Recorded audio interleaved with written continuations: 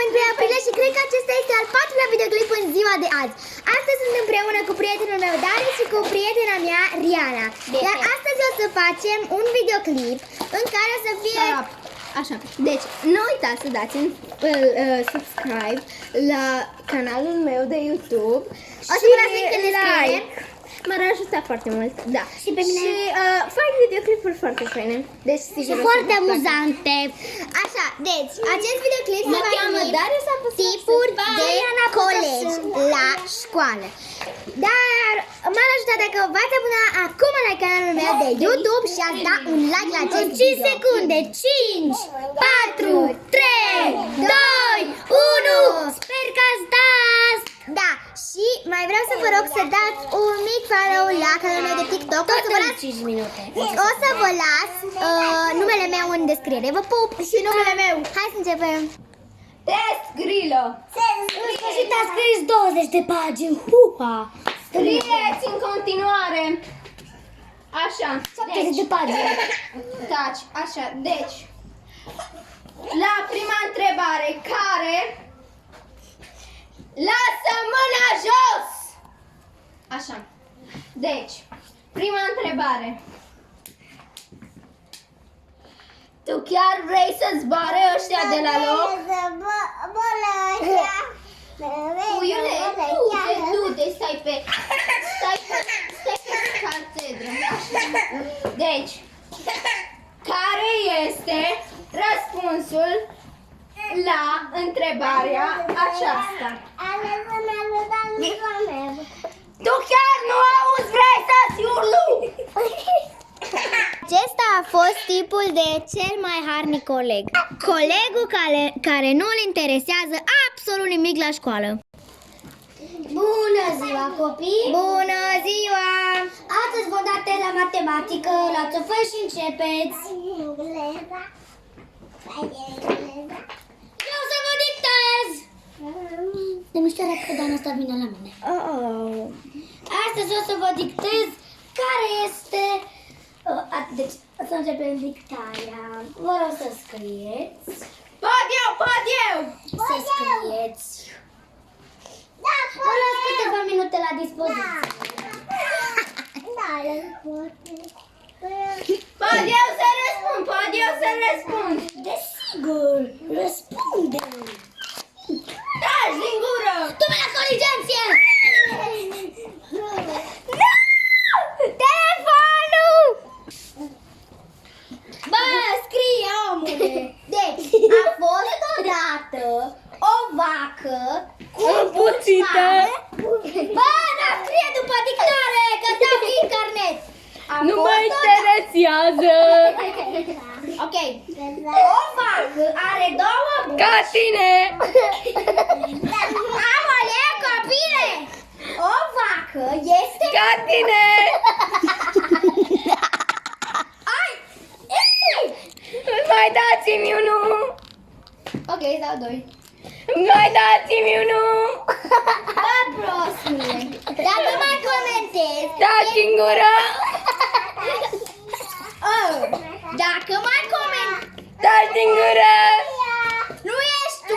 Cine să zice să fac? Dați în gură! Deci, o vacă Ca tine! este urâtă, Ca tine! dar are... Mut la gură! Ia mâna din capul meu! Am apă, duchiosule! Daci că tu ești! O vacă este Ca tine! pentru că nu am mâncat lapte. Da, ca tine! Eu mânc lapte fiecare zi. Hai că da, mânci lapte! Tu mânci caca de vacă moartă. Ca tine! Mamule, bă! Ca tine! Gemenele clasei. Deci, copii, care este răspunsul la punctul A? Din parcul de...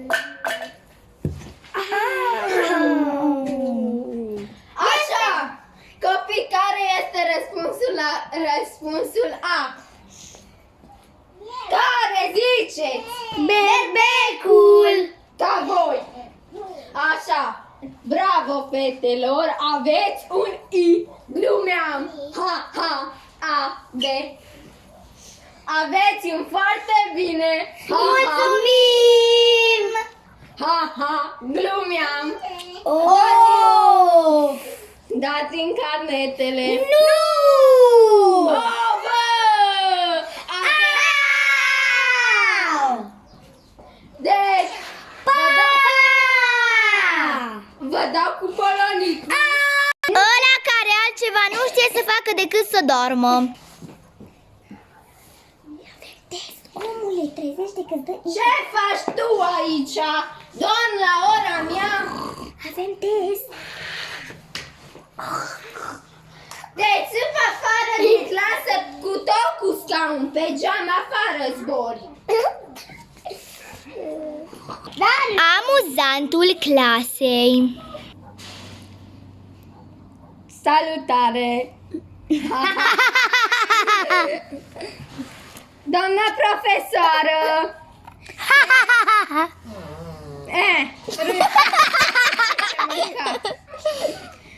Doamna profesoară, dați și mie 5 lei să mă duc la magazin. No, că n-am ce mânca. Stai, am voie. Dar ce-ai râs tu? Ăstea râd că n-au ce mânca. Râdeți și voi că n-aveți ce mânca.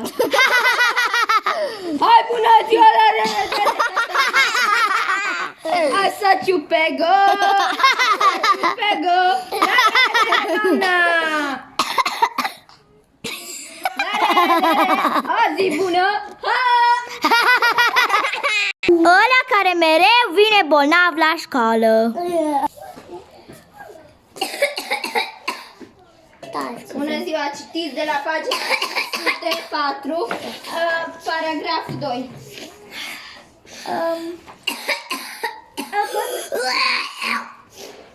Ce faci tu? Îți dai mațele pe afară?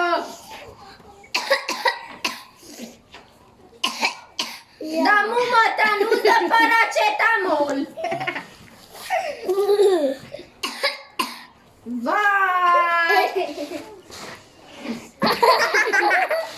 Te bagă ăștia cu COVID-19! Doamne, că-și dă mațele! Asta